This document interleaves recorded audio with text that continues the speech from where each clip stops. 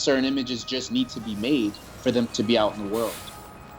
It's an offering, sort of a dismantling and reconstruction of certain visual language that I have seen and want to see. I think of these as like intellectual snapshots, ideas that I'm processing at that particular moment, and these things manifest in the image.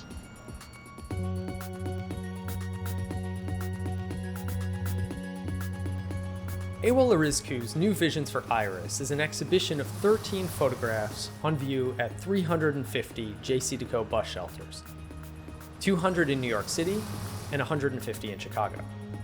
This is the first exhibition in Public Art Fund's partnership with JCDecaux to be presented in 2 cities concurrently. Awol Erizku is an artist who was born in Ethiopia and raised in the Bronx. He's a conceptual artist, a sculptor, a painter, and he really has become known as a consummate photographer. Erizku has developed such a unique and distinct visual language that emerges from really thoughtful underpinnings and manifests in colorful, layered, striking juxtapositions. Erizku created this new group of photographs during the tumultuous year of 2020. The social unrest of this moment was countered for Erizku by the birth of his daughter Iris, as well as a period of spiritual and artistic growth. Erizku sees these images as a starting point for a future dialogue with his daughter about our challenging times and about the bigger issues we face today. My daughter's name is Iris Erizku. It was sort of a poetic gesture for offering these images to her and giving her something to think about as she gets older.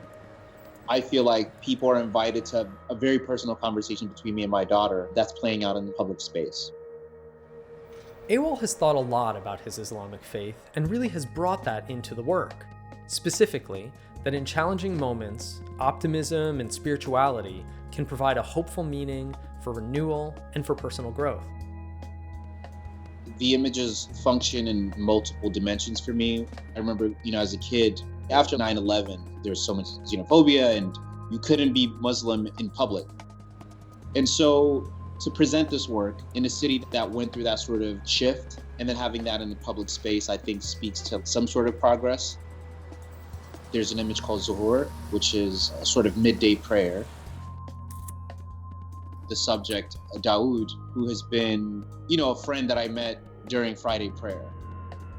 The presence of flowers for me represents my daughter. Letters for Nigist literally means letters for a queen. And Iris is named after Queen Zoditu of Ethiopia. I also wanted to talk to Iris about the Pan-African flag as I perceived it in 2020.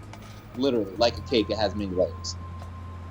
In the series, Awol also includes a sensitive portrait of Michael Brown Sr. It conveys a sense of loss and addresses the tragic legacy of police violence. It also speaks to the role of fathers in contemporary life.